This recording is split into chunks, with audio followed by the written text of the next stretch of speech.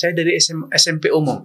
Oh, Masya Allah. Dari SMP Negeri 1. Dan itu pun bukan anak yang pinter.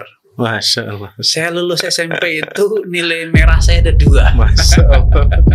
Hypod Hijrah TV Podcast. Go to Sunnah. Assalamualaikum warahmatullahi wabarakatuh. Alhamdulillah, salatu wassalamu ala rasulillah wa ala alihi washabihi ajma'in, amma ba'du. Pemirsa Hijrah TV dimanapun Anda berada, rahimani wa rahimakumullah. Alhamdulillah berjumpa kembali dengan kami dalam program acara Hypod Hijrah TV Podcast. Alhamdulillah hari ini kita kedatangan tamu yang sangat spesial pemirsa. Beliau datang jauh-jauh dari Pulau Jawa ke Lampung ini, Masya Allah. Dan beliau ini adalah salah satu lulusan S3 dari Universitas Islam Madinah. Beliau juga adalah ketua dari STDI Imam Syafi'i Jember. Beliau juga adalah pembina dari KPMI, Komunitas Pengusaha Muslim Indonesia. Masya Allah pemirsa, tidak usah lama lagi, kita langsung sapa beliau. Assalamualaikum warahmatullahi wabarakatuh. Waalaikumsalam warahmatullahi wabarakatuh. Ahlan wa sahlan Ustaz. Ahlan warahmatullahi. Masya Allah Ustaz. Sehat ya? Alhamdulillah Ustaz. Masya Allah Ustaz, ini adalah suatu kehormatan bagi kami sehingga antum bisa meluangkan waktu antum untuk hadir di studio podcast kita. Masya Allah. Dan ini satu kehormatan bagi antum hadir di tengah ini. Alhamdulillah Ustaz. Masya Allah. Ya Ustaz. Ini tidak terbayang sampai di Lampung ternyata di sini ada studio. Masya Allah. Nah Ustaz. Alhamdulillah kita sudah mengudara di satelit. Alhamdulillah kurang lebih 5 tahun ini Ustaz. Masya Allah. Alhamdulillah. Semoga Allah tetap istiqomahkan kita. Amin. Untuk bisa tetap berdakwah. Iya, alhamdulillah. Memang kita media sosial, kita harus TV. bisa bermanfaat dimanapun kita berada. Prinsip dakwah itu tidak dibatasi oleh ruang, fasilitas ataupun waktu. Ya. Kapan, di mana, dengan apapun kita bisa bermanfaat. Kita harus lakukan itu. Masya Allah. Iya Ustaz, Masya Allah. Ustaz, Afan Ustaz ini melihat dari latar belakang pendidikan antum Ustaz. Itu Masya Allah, mungkin banyak yang ingin tahu juga Ustaz, bagaimana sehingga antum itu bisa menempuh pendidikan dari mulai S1, S2 dan S3 di salah satu universitas yang banyak para thalabil ilmu mengidam-idamkan untuk bisa belajar di sana Ustaz. Baik. Tahu Ustaz. Bismillah, alhamdulillah, wassalatu wassalamu ala rasulillah. Gini Pak, perjalanan saya menuntut ilmu di Jamiah Islamiyah atau Islam University itu berawal dari ketika saya masuk pesantren Al-Irsyad di Tengaran, Salatiga, Jawa Tengah ya. Yeah. Itu saya dapatkan ustaz-ustaz saya, ada yang lulusan dari Libya, ada yang lulusan dari King Muhammad bin Saud di Riyadh, ada sebagian dari Jamiah Islamiyah. Nah, waktu itu saya menjadi terbuka, oh ternyata ada akses untuk bisa kuliah di Saudi Arabia. Maka sejak saat itu, sejak saya tahu bahwa ada peluang untuk menimba ilmu di Masjid Nabawi, di kota Madinah secara khusus, dan di Jamiah Islamiyah, saya sudah bertekad bahwa saya tidak mau sekolah kecuali di sana. Sampai waktu itu saya masih ingat sampai sekarang. Nenek saya itu begitu ketakutan. Kalau nanti tidak kesampaian bagaimana? Kamu anaknya siapa? Kamu tidak tahu apa-apa. Kita tidak tahu akses sana itu bagaimana. Kalau ternyata tidak bisa gimana? Nenek saya ketakutan kalau saya stres misalnya gitu kayaknya gitu. Tapi saya optimis bahwa sejak saat itu saya harus bisa. Saya belum tahu caranya gimana, tapi saya harus bisa. Saya terus berdoa sama Allah SWT, terus mencari tahu. Yang saya ngerti waktu itu bahwa namanya pendidikan, modal utamanya adalah ilmu, modal utamanya adalah skill kita, kemampuan kita. Maka saya belajar. Saya dari SMP umum. Oh Masya Allah. Dari SMP Negeri 1. Dan itu pun bukan anak yang pintar. Masya Allah. Saya lulus SMP itu nilai merah saya ada 2. Masya Allah. Kok bisa Ustaz? Ya itu, karena ya dulu saya kalau boleh dikata ya enggak semangat belajar lah gitu, main. Yang penting saya main itu sudah selesai bagi saya. Seakan-akan hidup itu cuma main. Tapi setelah saya masuk pesantren ternyata hidup tidak sesimpel yang waktu saya di SMP main gitu loh. Iya. Ternyata ada yang namanya belajar ilmu. Dan sejak itulah saya tidak tahu bahasa Arab sama sekali. Baca Al-Quran saya belum lancar saya. Masuk pesantren itu belum lancar bahasa Arab. Iya. Tapi setelah saya masuk pesantren dan sadar saya harus belajar. Apalagi ada mimpi untuk bisa kuliah di Timur Tengah. Saya tidak tidur siang di saat teman-teman saya tidur siang. Saya kalau sudah malam, saya harus bangun. Saya bangun, pinjem bekernya teman. Saya tidak punya beker. Saya pasang beker, punya teman. Jam 1 malam, jam 2 malam saya bangun. Sholat sebisanya. Dan kemudian belajar. Saya merasa saya ada ketertinggalan dengan teman-teman pesantren yang lain. Di saat yang lainnya itu sudah lancar baca Al-Quran. Sebagian sudah bisa sedikit-sedikit bahasa Arab. Saya nol besar. Dua-duanya baca Al-Quran nol besar. Apalagi bahasa Arab. Apalagi bekal ilmu agama, saya betul-betul nol besar. Maka saya berusaha mengejar ketinggalan. Di semester 1, saya dapat nilai itu 8 ya. 85. 85. Ditanya sama teman, nilaimu berapa? 85. Itu saya diketawain sama teman. Dapat nilai 85 itu padahal saya sudah merasa ini nilai yang sudah luar biasa bagi saya gitu. Jadi ketawain. Saya tidak sakit hati. Saya terpukul. Saya tertantang untuk mengatakan semester depan saya harus lebih. Saya akan buktikan bahwa saya bisa dan saya lebih baik dibanding Anda. Di semester selanjutnya saya ranking 5 di pesantren. Saya katakan saya harus lebih. Di semester selanjutnya saya ranking 3. Sampai akhirnya saya mentok di ranking 2 di pesantren itu. Jadi itu awalnya. Kemudian setelah itu mulailah terbuka kesempatan, ternyata ada daurah-daurah di mana dosen dari Jamiah Islamiyah itu dikirim ke Indonesia untuk mengadakan daurah sambil seleksi. Tapi uniknya pesantren saya waktu itu, pesantren Islamul Irsyad itu belum muadalah. Muadalah itu adalah penyetaraan. Sehingga ketika saya daftar ditolak karena dengan alasan pesantren Anda belum diakui, belum disetarakan dengan SMA di Madinah. Saya tidak pesimis. Ya sudah ditolak, itu bukan berarti selesai harapan saya. Tidak. Saya tetap optimis. Saya berdoa, ya Allah, ini kesempatan di depan mata. Hanya saja kendala teknis. Saya berpikir, insya Allah ada solusi.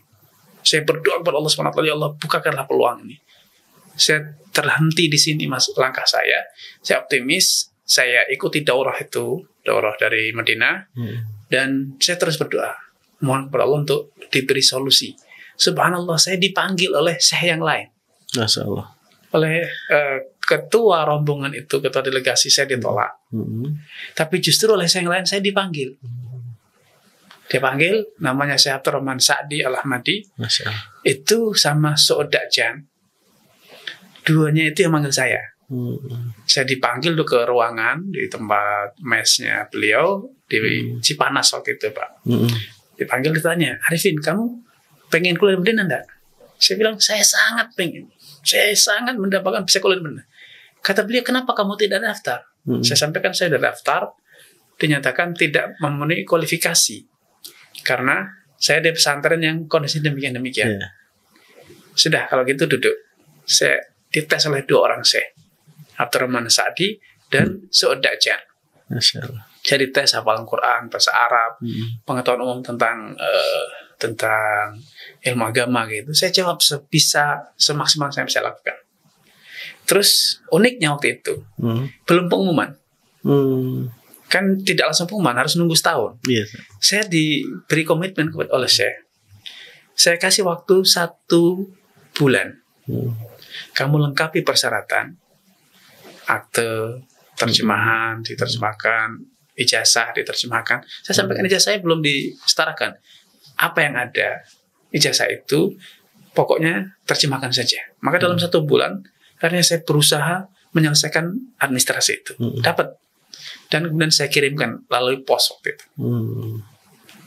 Terus saya tambahi, saya bersurat kepada Syekh bahwa saya sudah demikian, saya sangat mengharap, saya ingin sekali kuliah di dinas seperti itu. Subhanallah, diterima. Masya Allah. Diterima. Nah, dari situlah saya mendapatkan satu pelajaran penting bahwa tidak ada kata mustahil. Kunci yang sukses yang kita miliki adalah kemauan. Kemauan itu akan membimbing kita untuk berdoa, untuk optimis, untuk berusaha semaksimal yang bisa kita lakukan, dan juga kemudian optimisme itu adalah husnudzon kepada Allah SWT bahwa Allah itu bisa. Walaupun secara administrasi saya waktu itu belum memenuhi, tapi akhirnya Allah bukakan pintu. Saya dipanggil, bukan saya datang. Nah gitu. Nah setelah itulah saya diterima di S1 di sana, kemudian kuliah linear. Saya hanya punya satu pikiran, saya harus belajar maksimal di sini. Saya waktu itu tidak punya mimpi untuk S2, S3. Saya pengen ada, kemudian tapi tidak fokus ke sana. Saya fokus bagaimana apa yang di depan mata, saya belajar, saya kuliah, saya baca, saya mengikuti kajian-kajian saya. Pokoknya saya ingin menjadi bagian yang terbaik, walaupun bukan terbaik, tapi menjadi bagian dari orang yang baik, maksimal memanfaatkan peluang itu. Ya, berusaha semaksimal mungkin. Ya, betul. Dan ketika kesempatan pendaftaran S2 itu adalah kami atau saya waktu itu angkatan perdana skema rekrutmen S2 itu dengan terbuka, tes terbuka. Sebelumnya pakai skema sponsor. Jadi mahasiswa yang kenal dengan dosen, disponsori oleh dosennya, diajukan, diusulkan. Polanya adalah sponsor. Nah, saya dulu berpikir saya yang penting belajar, saya kenal dengan Syekh. Saya ya namanya mahasiswa, di bayangan saya mahasiswa ya seperti halnya di Indonesia, aktif di organisasi. Namun di sana kan tidak boleh ada organisasi. Nah, saya dari S1 merintis ada namanya organisasi sebetulnya, namanya Mandub. Untuk mengorganisasi keperluan mahasiswa Indonesia di Saudi, di Madinah. Kita adakan pertemuan ya seperti halnya HMI atau PII kayak gitu, ada organisasi walaupun itu terlarang di Saudi sebetulnya. Tapi kita berteduh dengan regulasi di Jamiah Islamiyah bahwa adanya kemanduban, perwakilan. Gagasan adanya perwakilan mahasiswa itu akhirnya justru diterima oleh Jamiah Islamiyah. Bahwa justru diterapkan ke semua negara untuk proses administrasi keimigrasian cukup diwakili satu orang, tidak harus semua mahasiswa datang ke kantor, dan akhirnya itu diterima. Dan setelah selesai S1, saya pikir polanya masih sama, yaitu sponsorship. Jadi ada dosen yang mensponsori. Ternyata tidak. Sistem berubah ternyata dengan ujian terbuka. Pendaftaran, ujian, siapapun yang berminat silakan daftar. Sehingga waktu itu di angkatan saya yang mendaftar itu lebih dari 100 sekian mahasiswa dari seluruh negara ikut tes seleksi secara fair, diambil dari nilai yang tertinggi. Waktu itu kuotanya hanya 15 orang untuk S2 di jurusan fikih, yang daftar lebih dari 100. Dan ternyata saya masuk di 10 besar. Oh, Masya Allah. 10 besar dan diterima. Saat itulah kemudian waktu S2 saya IPK-nya tertinggi. Di angkatan saya adalah tertinggi. Sehingga saya termasuk yang mendapatkan piagam dari Gubernur Kota Madinah. Terus saya lanjut S3. Itu lebih mudah karena sudah linear ya. Kalau udah S2 biasanya akan bisa S3 gitu. Apalagi kalau nilainya bagus. Di S3 pun saya termasuk nilainya yang tertinggi. Walaupun akhirnya saya buru-buru segera pulang karena mikirkan anak, sudah waktunya sekolah. Proses administrasi saya percepat. Seharusnya saya harus mengikuti revisi, menunggu hasil nilai penetapan nilai. Saya tidak revisi, saya selesaikan revisi disertasinya.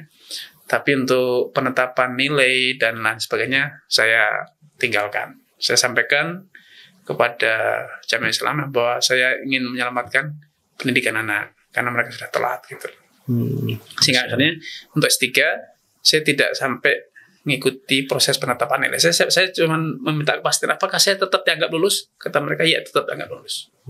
Tapi prosedurnya prematur. Ada beberapa tahapan yang saya tinggalkan.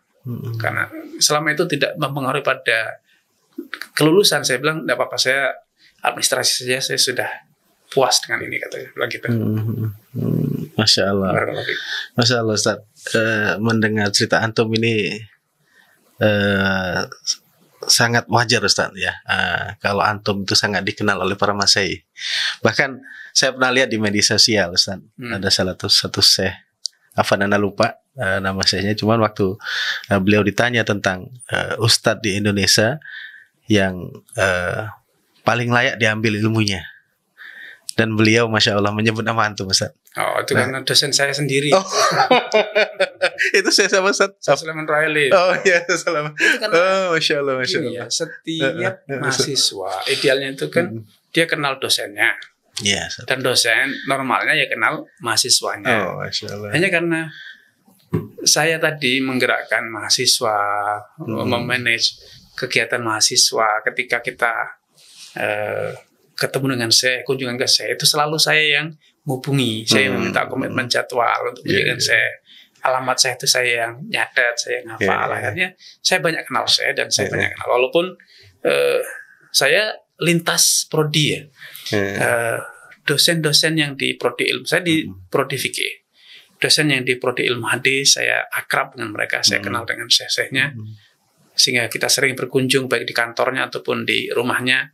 Dosen, apalagi yang dosen akidah, saya berusaha dekat dengan kenal, walaupun itu bukan dosen yang ngajar saya tidak diajar oleh beliau, tapi di luar kelas saya akrab dengan beliau, kenal, sehingga ketika kita mahasiswa Madinah kunjungan ke rumah, saya lah yang menghubungi dosen itu, karena saya prinsip begini, jaringan itu harus dibentuk. Yang kedua, ketika kita berada di satu komunitas di kampus, pembagian prodi ini itu kan hanya faktor formalitas, adapun ilmu.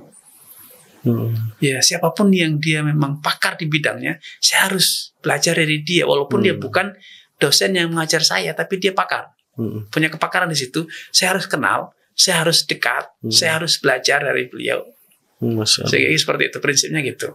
Sehingga kita tidak terjebak dengan klasifikasi keilmuan yang akhirnya menjadikan saya hanya kenal dengan dosen di prodi saya. Nah, saya prinsip saya, selama dia ahli ilmu, saya butuh ilmunya, saya dekat. Agar ketika kita mengembangkan diri, baca, mendengar satu masalah, satu tema, kita ada referensi orang yang memang pakar di bidangnya gitu. Betul Ustaz. Gitu. Allah.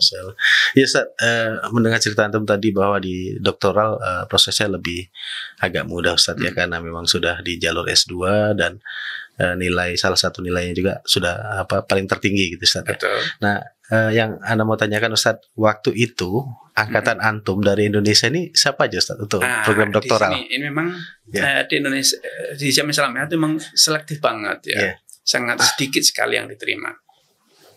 Selektifnya itu sejak S2, masuk S2 itu betul-betul selektif, sedikit sekali yang punya kesempatan untuk lolos. Karena ujian, banyak teman-teman saya itu pesimis kalah sebelum mencoba. Jadi sekedar mau daftar saja tidak mau, karena sulit, berat. Padahal ya tidak juga, biasalah. Namanya juga ujian. Ya, siapa beruntung dia dapat, itu aja prinsipnya kan. Harus berani mencoba dulu gitu. Namun kadang sudah pesimis dulu. Nah, ketika kita sudah kehilangan momentum, yaitu tidak lagi S2, maka S3-nya tidak mungkin dong. Iya, betul. Ke S2-nya aja tidak, apalagi S3-nya gitu. Saya tidak mau kehilangan momentum itu. Saya harus coba. Diterima tidak terima itu urusan Allah SWT kan gitu. Betul. Nah, memang dulu ada namanya kuota. Setiap tahun masing-masing prodi itu menetapkan kuota. Misalnya di S2 fikih waktu itu, kuotanya ditetapkan maksimal hanya 15. S3 ilmu fikih waktu angkatan saya hanya 5 orang kuotanya. Kita itu kuliah hanya 5 orang. Yang 1 itu orang Saudi, yang 4 orang non Saudi. Dan kemudian di tengah perjalanan di bulan kedua, kita ada titipan dari Ummul Qura yang namanya Dr. Bandar Balilah yang sekarang jadi Imam Masjidil Haram. Dan menjadi anggota Hayat Kibar Ulama di Saudi. Itu teman sekelas. Titipan dari Ummul Qura, karena Ummul Qura tidak ada program S3 fikih. Sedangkan beliau waktu itu sudah kandidat jadi Imam Masjid Haram. Syaratnya harus doktor. Di Ummul Qura tidak ada. Maka beliau dikirim ke Madinah, dititipkan di Madinah untuk mengikuti teori di Madinah, termasuk disertasi beliau di Madinah. Beliau teman satu bangku dengan saya itu. Insyaallah. Gitu, para Taufik. Iya Ustaz.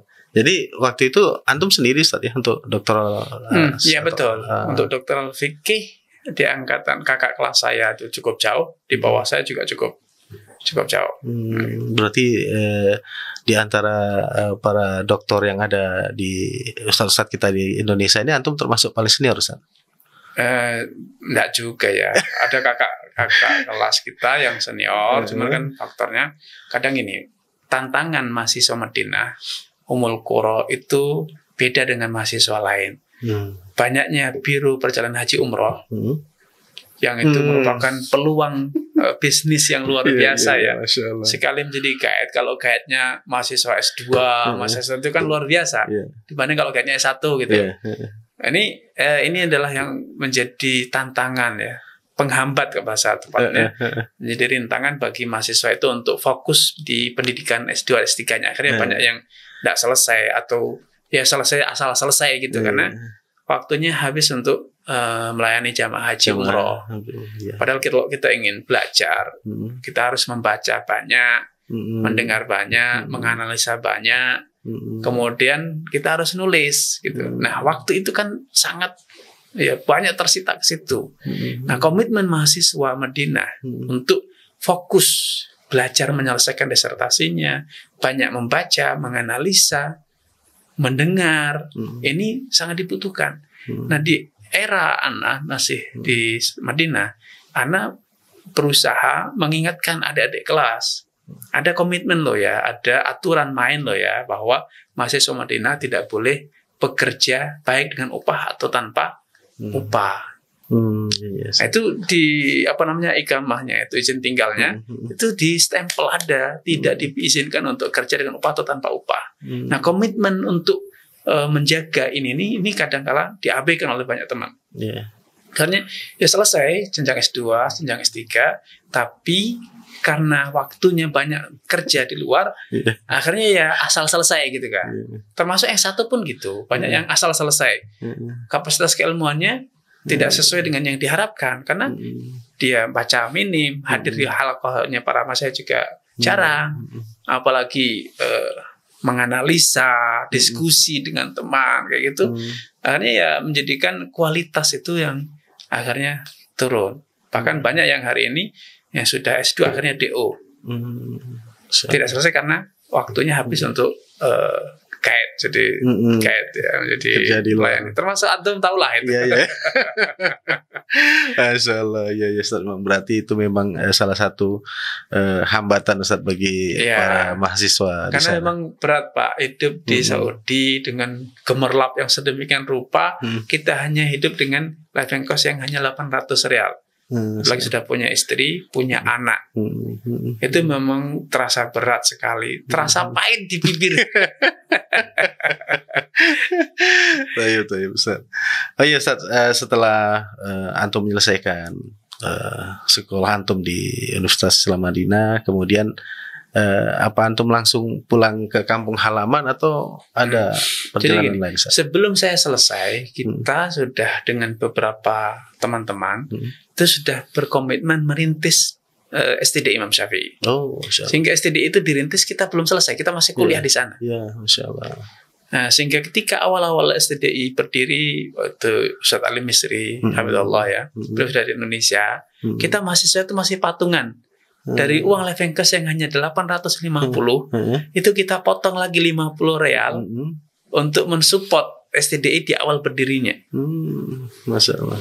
Untuk apa? Untuk tambahan gaji awal-awal karyawan STDI. Karena belum dikenal, belum banyak support terhadap STDI waktu itu, sehingga pendanaannya masih sangat berat. Nah, kita kadang masih bantu kirim dari Saudi, dari hasil donasi dari sesama mahasiswa, itu kadang 1.500, kadang 2.000 untuk tambahan operasional STDI gitu. Masya Allah. Berarti pada saat antum masih sekolah di Madinah, STDI udah mulai dirintis? Sudah mulai berdiri. 2007 itu mulai dirintis, dapat izin operasional 2010. Berarti saya lulus 2010. Artinya 3 tahun itu masa perintisan itu kita masih dalam fase-fase studi ya, masih belajar. Gitu.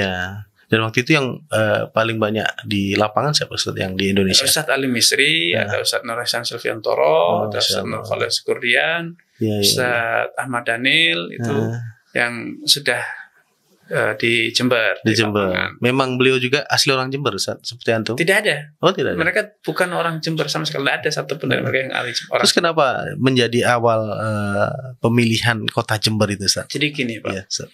Kita dulu bermimpinya STDI itu didirikan di Jogja. Iya, Dengan iya. 1001 alasan Jogja, Betul. kenapa harus Jogja? Metropolitan dan kemudian murah, kota pelajar dan seterusnya gitu kan. Sudah dikenal infrastruktur, transportasi mudah dan lain sebagainya. Tapi di tengah jalan ketika gagasan mendirikan kampus dengan bahasa Arab itu kita gelontorkan, ternyata tidak banyak orang yang support. Justru banyak orang yang nonton gitu. Penontonnya banyak. Kritiknya juga banyak yang mengkritik gitu. Nanti kuliah belajar filsafat lagi macam-macam lah intinya gitu. Di tengah kondisi semacam itu muncul tawaran bahwa di Jember ada sekolah mangkrak. Sudah ada tanahnya sekian ribu, ada bangunannya, ada kelas, ada kantor, ada masjid. Kita akhirnya berpikir pragmatis. Daripada kita mencari tanah lagi, cari bangunan lagi, donasi lagi, ini sudah ada siap, tinggal pakai. Udah akhirnya kita terima. Walaupun ketika tawaran itu kita terima, ya terjadi kontroversi di internal kita, penggagas STDI itu. Ada yang berkata, STDI di Jember itu, kalau kita buat di Jember, karena prosesnya susah, kota kecil, tidak banyak yang kenal tentang Jember, terus fasilitas macam-macam masih sangat minim, tidak seperti di Jogja kayak gitu. Maka perbandingannya itu bagaikan langit dengan bumi kalau Jogja dengan Jember gitu kan. Di saat diskusi semacam itu saya bilang gini, kalian itu mahasiswa ilmu agama, talibul ilm, ada S2, ada yang sedang menempuh S3.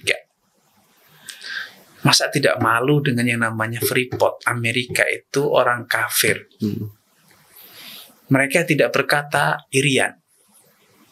Mereka tidak takut, tidak gentar dengan gunung di Irian, pegunungan yang tidak ada infrastruktur sama sekali. Mereka mau datang ke sana. Sudah terbiasa hidup mewah di Amerika, di Eropa, tapi mau ke Afrika, ke Irian. Kenapa? Karena di sana ada emas. Demi emas mereka berani menghadapi tantangan yang sedemikian berat. Meninggalkan kenyamanan demi apa? Demi mimpi mendapatkan emas. Lah, akhirnya mereka respon, lah kalau di Jember emasnya apa? Saya bilang justru inilah emasnya itu antum. Daya tariknya adalah antum para ustadz S2, S3 yang punya konsep pendidikan, mengadopsi Jamiah Islamiyah yang sudah tidak lagi perlu promosi tentang apa itu Jamiah Islamiyah, diterima dan bahkan menjadi mimpi banyak santri. Kemudian tiba-tiba antum datang, doktor S2 yang pernah pendidikan di Madinah semua, kemudian mengatakan di sini ada miniatur Jamiah Islamiyah di Madinah, di kota Jember. Inilah emasnya. Sehingga spiritnya orang ke Jember bukan karena Jembernya, tinggal di Jember ada STDI-nya. Suatu saat akan datang ribuan orang ke Jember bukan karena di Jember ada tempat wisata, bisnis atau yang lainnya, karena di Jember ada STDI. Dan hari ini sudah terwujud itu. Masya Allah, alhamdulillah. Sekali pendaftaran kami ada 2.600 pendaftar dari seluruh Indonesia. Dari Irian sampai Medan, Aceh pun ada di kami. Masya Allah. Di Kalimantan, dari Sulawesi ada di kami. Mahasiswa. Berarti mereka memang sudah mengenal STDI atau sebagai miniaturnya. Ya. Jadi UIM tadi Ustaz ya. Karena kita punya konsep bahwa saya membayangkan gini, Pak. Iya. Bahwa banyak adik-adik kelas kita, bahkan anak-anak kita yang bermimpi untuk bisa mengenyam pendidikan di Timur Tengah, secara khusus di UIM. Iya. Betul, Ustaz. Tapi kan tidak semua itu bisa menjadi kenyataan. Betul. Kapasitas problem utamanya. Kuota yang ditetapkan oleh Jamiah Islamiyah tidak lebih dari 200. Pada suatu momentum ada sampai 250. Tapi hari ini kuotanya di bawah 200. Padahal lulusan pesantren, lulusan sekolah Islam hari ini yang sudah belajar bahasa Arab lebih dari 10.000 berdasarkan data dari dari asosiasi pesantren-pesantren Salafi, itu lebih dari 10.000 per tahun. Masya Allah. Kemana mereka yang 9.000 lebih itu? Iya betul. Maka hadirnya STDI betul-betul menjadi oase. Masya Allah. Karena apa yang akan mereka pelajari di Jamiah Islamiyah itu mereka bisa pelajari di Jember dengan metodologi dan kurikulum yang sama. Masya Allah. Dan harapannya setelah dari STDI juga bisa langsung mempraktekkan ilmunya, Ustaz. Nah, kita punya poin lebih yang tidak didapat di Jamiah Islamiyah. Itu pertama organisasi. Kita ada BEM, di Jamiah Islamiyah tidak ada BEM seperti saya sampaikan. Akhirnya kita terpaksa membuat kamuflase dengan judul namanya mandub, perwakilan.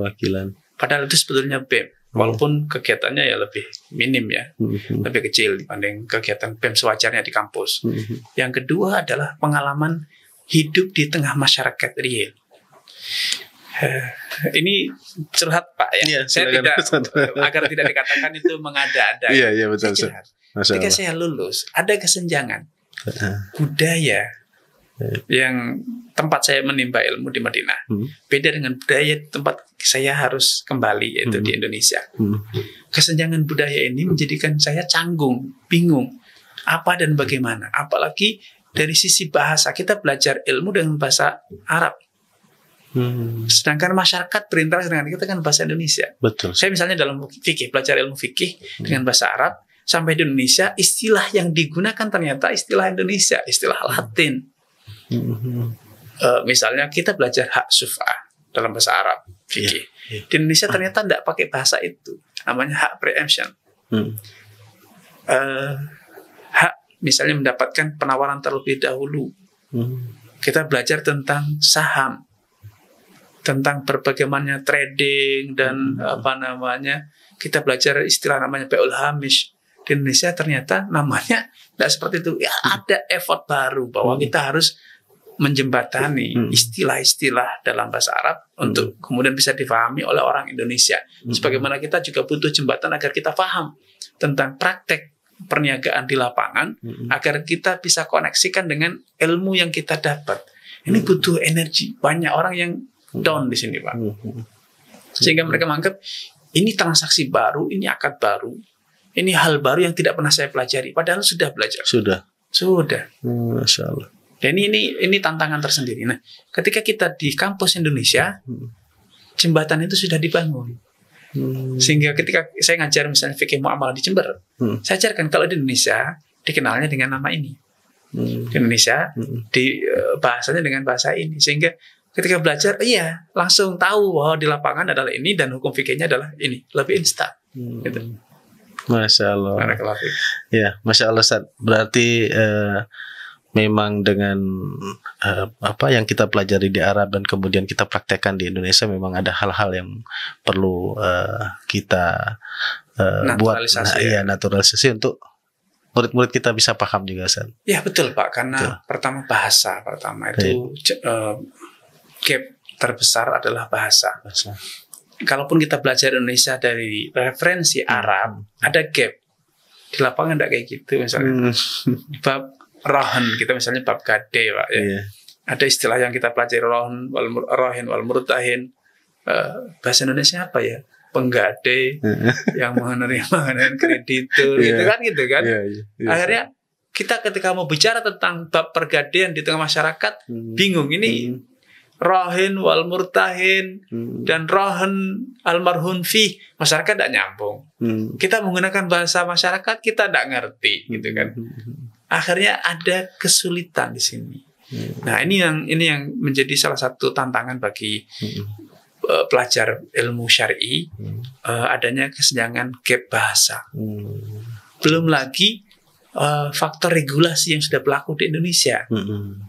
Di Indonesia regulasi sudah sedemikian rupa, dan salah satu problem regulasi Indonesia adalah regulasi Indonesia itu banyak yang masih mengadopsi atau merupakan warisan dari regulasi Belanda. aturan-aturan KUHP Belanda. Betul. Itu sudah klasik kan, kita semua tahu itu. KUHP Belanda. Ada satu fenomena gini Pak. Belanda itu pada fase tertentu itu berada di bawah pemerintahan Prancis. Daendels itu gubernur Hindia Belanda di Indonesia. Dia waktu itu adalah kaki tangan atau gubernur Hindia Belanda dari pemerintahan Belanda yang di bawah kekuasaannya Napoleon Bonaparte, yang telah menguasai Belanda, sehingga Belanda waktu itu yang sebelumnya menguasai Perancis sekarang berbalik. Perancis menguasai Belanda. Itu fenomena. Dan Daendels yang akhirnya menerbitkan KUHP yang diadopsi oleh Indonesia jadi KUHP itu, kitab undang-undang itu adalah mengadopsi Napoleon Bonaparte Note, ya, yang kemudian menjadi undang-undangnya Daendels, undang-undang Daendels. Itu adopsi dari Napoleon Bonaparte Note. Yang Napoleon Bonaparte Note itu ternyata diadopsi dari Mukhtasar Khalil, kitab dalam mazhab Maliki. Maka undang-undang perdagangan di Indonesia lebih identik dengan mazhab Maliki dibanding mazhab Syafi'i. Walaupun sebagian besar untuk akidah mazhab Syafi'i, Ustaz, ya? Untuk dalam ibadah praktis Syafi'i. Tapi praktek amaliyah perdagangan di Indonesia lebih mirip dengan mazhab Maliki dibanding mazhab Syafi'i. Karena sejak zaman Daendels, aturan main yang berlaku di Indonesia itu ternyata adalah aturan main yang diadopsi dari mazhab Maliki. Ini satu fakta sejarah ya. Masya Allah. Gitu. Nah, di sini ini problem tantangan kita, salah satunya adalah itu kesenjangan bahasa. Ustaz, ya. Masya Allah, Ustaz, dari yang antum ceritakan tentang sekarang ini harapan STDI sudah tercapai lah, Ustaz, ya. Jadi dan dengan penerimaan yang ribuan, Masya Allah, alhamdulillah. Sampai dengan titik ini, Ustaz, STDI itu menurut antum, Ustaz, selama berada di STDI, mengetuai di STDI itu tantangan terberatnya, Ustaz? Ya, tantangan terberat pertama adalah gini Pak, pengendalian diri. Pengendalian diri kita. Kenapa pengendalian diri? STDI itu boleh dikata unik ya. Ketua, perintis, dan dosennya masih seumur. Kebayang nggak problemnya kan? Memimpin teman sendiri yang masih sebaya satu level dan semuanya berstatus sebagai perintis gitu kan. Itu jadi problem. Yang kedua, ustadz dengan keilmuannya, ilmu syar'inya, manajemen itu dunia hal yang berbeda. Tidak berarti ustadz itu kemudian paham manajemen. Betul. Tidak berarti paham manajemen berarti ustadz kan gitu. Itu dua hal yang berbeda. Kadang kita merasa diri kita sudah seorang yang paham manajemen, bisa menjadi mudir, padahal banyak hal yang sederhana dalam ilmu manajemen terabaikan. Contoh sederhananya misalnya undang-undang tenaga kerja, hubungan kerja, padahal ya namanya lembaga, kita harus punya aturan main yang jelas. Salah satunya adalah ya ngikuti undang-undang ketenagakerjaan, hak karyawan. Walaupun ustadz itu kan namanya ustadz, tapi status dalam manajemennya adalah karyawan. Nah, satu fase kita ada dualisme status karyawan dan ustadz. Ustadz merasa tidak layak untuk dikatakan sebagai karyawan. Karyawan itu hanya kayak tendik, tenaga administrasi, tenaga. Nah, ini saya rubah. Siapapun yang di STDI semuanya statusnya satu, karyawan. Ini adalah bahasa manajemen. Ada hak dan ada kewajiban. Itu namanya karyawan. Maka terjadi penolakan, berarti gimana dong tidak menghargai ustadz? Di kelas namanya ustadz, di masjid namanya ustadz, tapi di manajemen cuma ada satu status, yaitu karyawan. Sehingga ada evaluasi tentang hak kewajiban yang harus ditunaikan.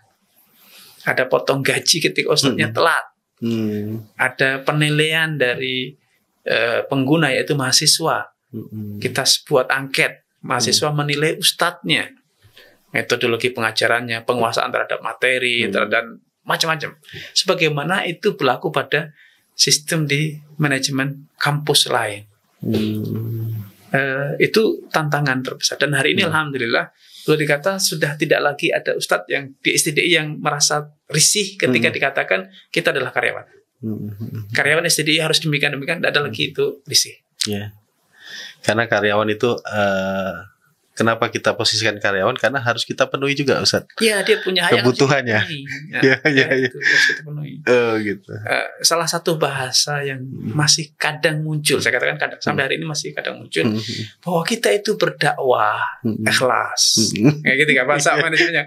Ikhlas. Kita dakwah itu ikhlas. Ustaz menyampaikan itu ikhlas, yang gitu. Jangan rusak keikhlasan Ustaz dengan urusan gaji, urusan potongan karena keterlambatan. Itu sempat menjadi diskusi waktu itu, walaupun hari ini itu sudah kadang sesekali muncul saja gitu. Saya bilang gini, ikhlas itu tidak ada hubungannya dengan potongan. Yang bersedekah itu ikhlas, bukan dipotong loh, bahkan memberi harus ikhlas. Memaafkan orang yang berbuat salah itu harus ikhlas juga. Terus kemudian tidak digaji pun ikhlas.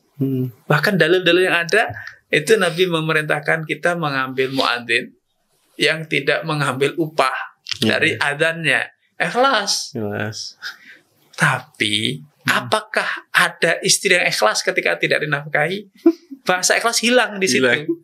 Anak ketika butuh nafkah tidak dinafkahi, yang muncul bukan ikhlas, yang muncul punya duit atau tidak apa-apa. Gitu.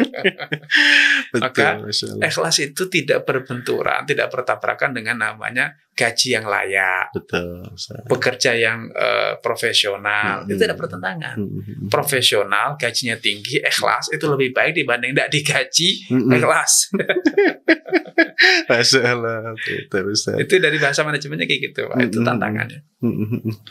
Tantangan yang berat juga adalah kadang Ustadz itu merasa yang paling berilmu, paling tahu.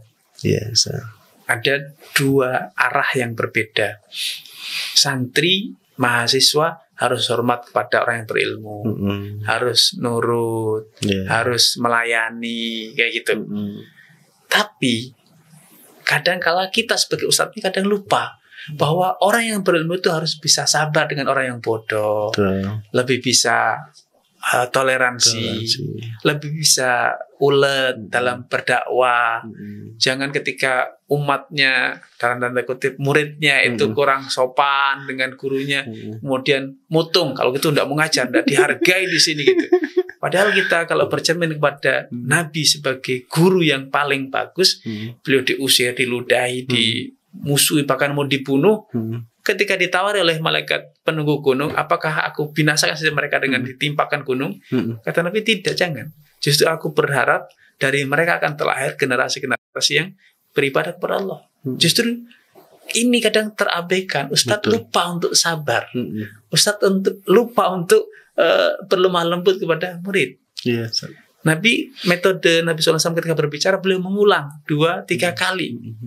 Ketika murid diajar sekali 2 kali tidak paham, kata Ustadz ini memang muridnya bodoh gitu. Kita lupa bahwa Nabi itu sengaja mengulang-ulang agar paham. Terus dalam hadis Ibnu Mas'ud misalnya, kan Rasulullah SAW yatakhawwaluna bil mau'izah makhafatas sa'am. Nabi itu kadang menjarangkan, membuat jeda jarak antara nasihat pertama dengan nasihat kedua dan ketiga, khawatir sahabat tuh jenuh.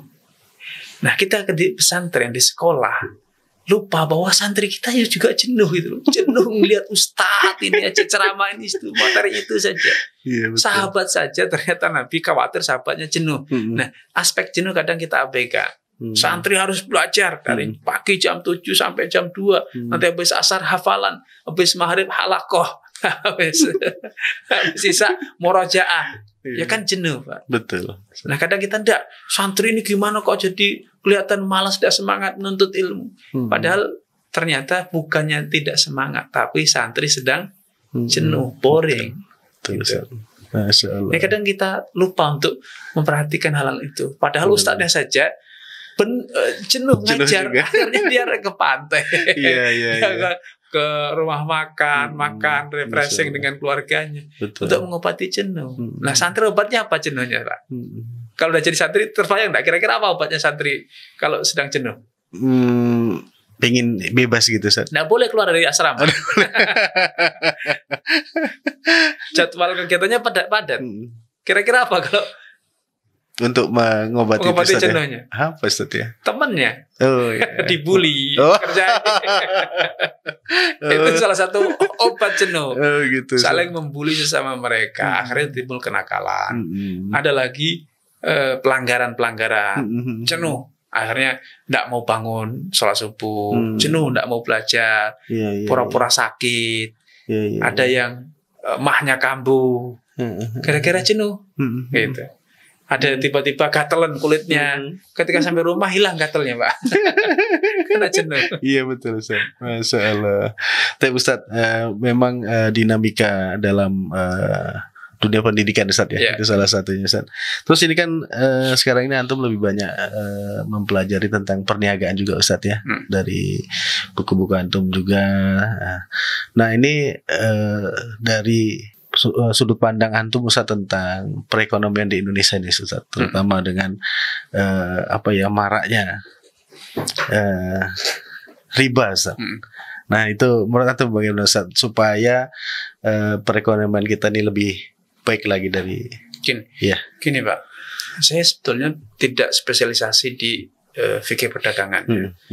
Namun karena kebutuhan masyarakat tentang tema ini tinggi, sehingga frekuensi yang bertanya kepada saya, yang meminta solusi, meminta kejelasan hukum, konsultasi itu sering. Akhirnya mau tidak mau banyak jawaban saya, tulisan saya tentang itu. Sebetulnya saya bukan spesialis di bidang tersebut. Saya belajar fikih secara global.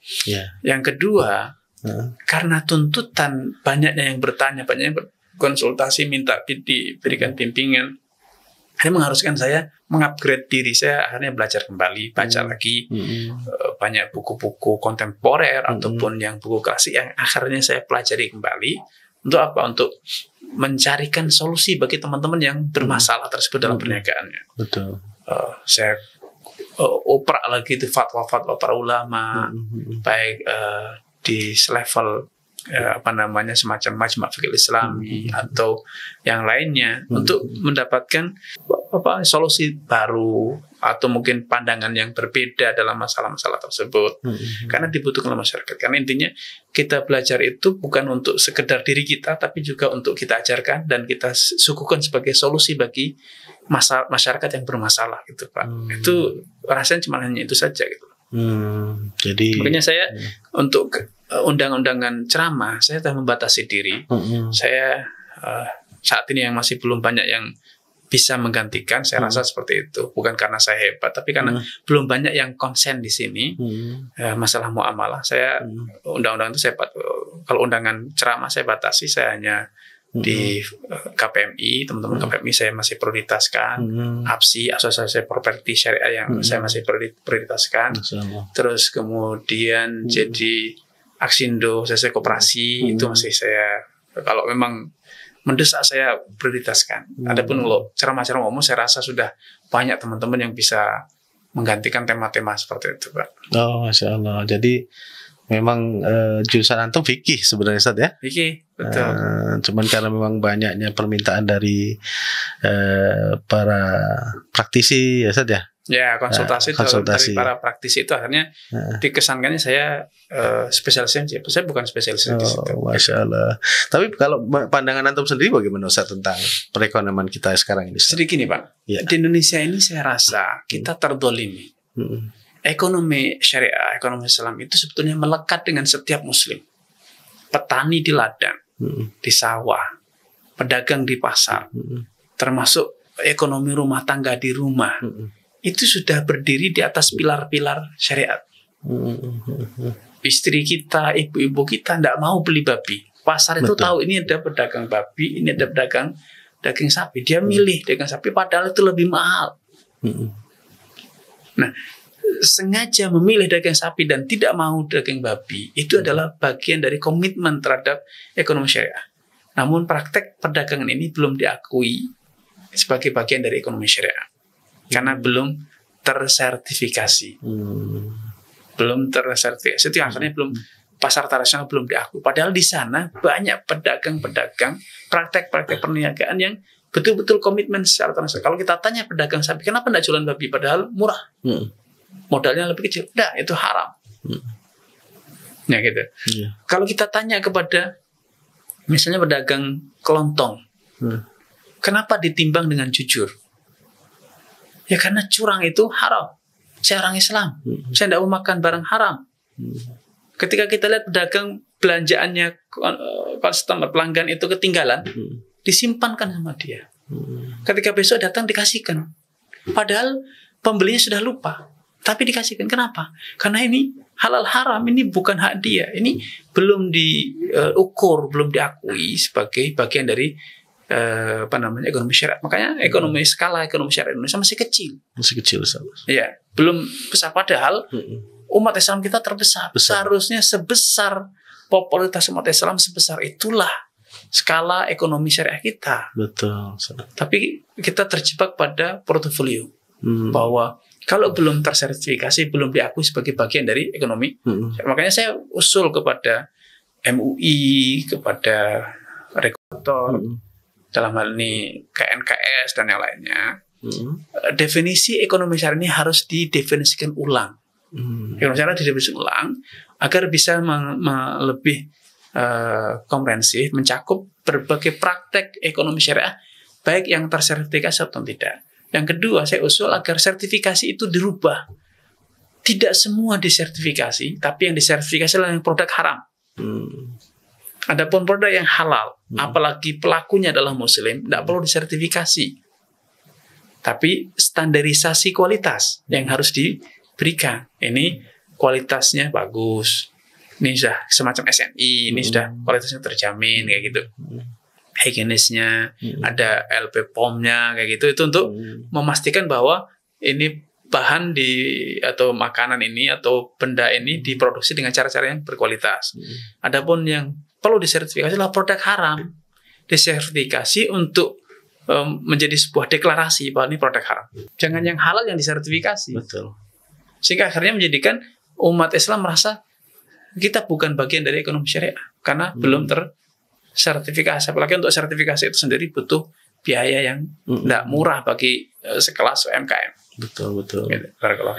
Ya Ustaz, memang bicara ekonomi syariah ini sangat luas ya Ustaz ya. Betul. Dan mungkin pembahasannya perlu waktu khusus kayaknya Ustaz.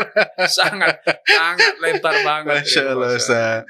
Tapi Ustaz, Masya Allah ini Ustaz, syukran jazakumullah khairan atas waktu yang antum sudah sediakan untuk kami Ustaz. Hayakallah. Ya, jazakallah khairan Ustaz. Ahlan wa rahman. Ya. Baiklah pemirsa, akhirnya waktu juga yang membatasi pertemuan kita. Alhamdulillah, kita tutup dengan doa kafaratul majelis. Subhanakallahumma wa bihamdik, asyhadu an la ilaha illa anta, astaghfiruka wa atubu ilaik. Assalamualaikum warahmatullahi wabarakatuh. HiPod Hijrah TV Podcast, Go to Sunnah.